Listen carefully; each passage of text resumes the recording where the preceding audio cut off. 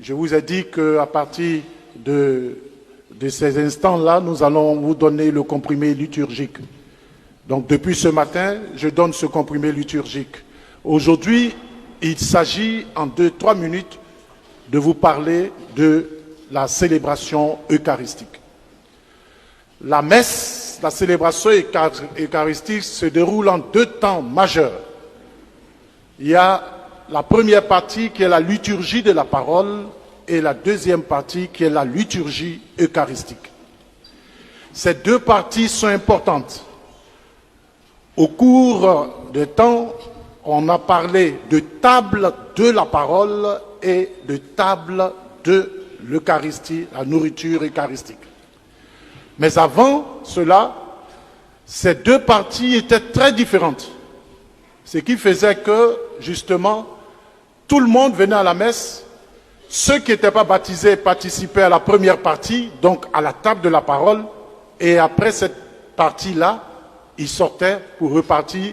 Et ceux qui communiaient restaient pour l'Eucharistie, en proprement parler. Heureux les invités au repas du Seigneur. Voilà. Mais avec les conciles, on a décidé de fonder pour que toutes les 2 parties soient ensemble et qu'on puisse participer plutôt. On ne dit pas qu'on assiste à la messe, on participe à la messe du début jusqu'à la fin. Mais pour participer à la messe, il faut des éléments. L'Église nous dit qu'il faut, avant de venir à la messe, faire un jeûne eucharistique. Dans le temps, c'était du coucher jusqu'au matin, on ne devait pas manger avant de communier. Mais depuis la réforme liturgique, on nous dit qu'on ne doit pas manger 1 heure de temps avant la messe. Donc le jeûne eucharistique est prescrit. La messe commence avec le signe de croix du début de la messe et la bénédiction finale à la fin. Donc, celui qui veut vivre cette communion fraternelle doit être au début de la messe et à la fin de la messe. Il va sans dire que celui qui vient en retard, il a rompu la communion qui existe entre les chrétiens qui se réunissent pour partager l'Eucharistie. Il faut aussi noter que certains disent « Je n'ai pas pu assister à la première partie, mais j'étais à la télévision, j'ai regardé le jour du Seigneur, donc j'ai écouté la parole de Dieu. » Communier à la télévision. Communier à la télévision. Non, j'ai écouté le texte, j'ai médité, mais communier là-bas.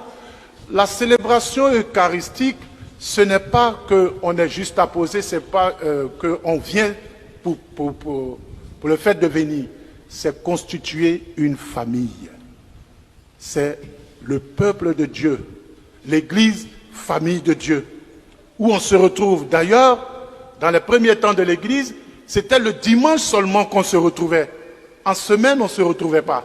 C'est pour cela qu'on parle du jour du Seigneur. On ne se retrouvait pas tous les jours, c'est le dimanche. Et c'est le jour où tout le peuple de Dieu se retrouve en famille. Alors il faut venir à l'heure, prendre le temps de préparation. Et puis commencer à la messe, quand on fait le signe de croix, on doit être là. Il y a des gens qui viennent, qui plongent comme ça, ils n'ont même pas entendu la première lecture et ils viennent communier. Dieu vous voit. Dieu vous voit et vous communiez, vous mangez, vous buvez le sang de Christ, vous buvez, vous mangez à votre propre condamnation. Moi, je ne vais pas vous refuser. Mais si vous prenez, vous savez que vous n'avez pas vécu la communion parfaite avec vos frères et sœurs. Donc, venons donc à l'heure à l'église et sachons que la messe, ce n'est pas seulement qu'on vient pour remplir une formalité, on vient pour constituer famille. Ce comprimé, vous le prenez avec un peu de spiritualité, un verre de spiritualité, et vous laissez reposer en vous, et vous allez voir que ça va transformer votre vie. À dimanche prochain.